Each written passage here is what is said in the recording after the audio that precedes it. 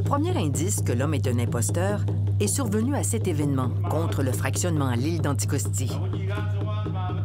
Des Inuits traditionnalistes avaient été invités et remarquent qu'il agit étrangement pendant les rituels.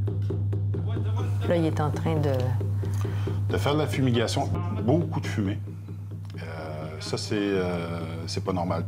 Notre collègue de Radio-Canada revoit avec lui les images d'une cérémonie où il s'est retrouvé il y a quelques années aux côtés de Mouchoum. Oui, c'est beaucoup trop.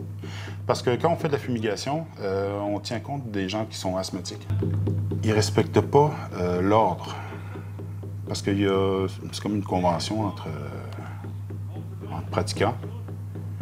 C'est qu'on commence d'abord par l'Est, ensuite le Sud, l'Ouest et le Nord. On fait un cercle. OK. Là, ce qu'on peut voir, c'est qu'il est un peu erratique. Il va un peu partout, puis il revient, il le refait. Il s'en va entre les chaises, purifier, envoyer de la fumée chez les gens. Ça se fait pas, ça?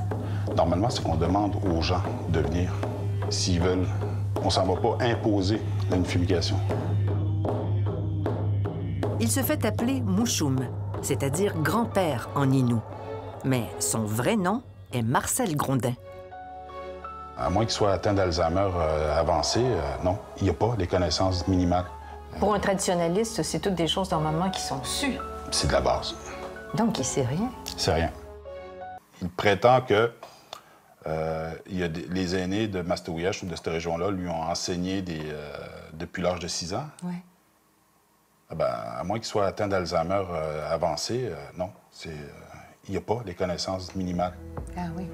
André est un de ceux qui ont dénoncé Mouchoum sur Facebook. Il fait partie de la nation amérindienne des Inuits et perpétue les rites de ses ancêtres.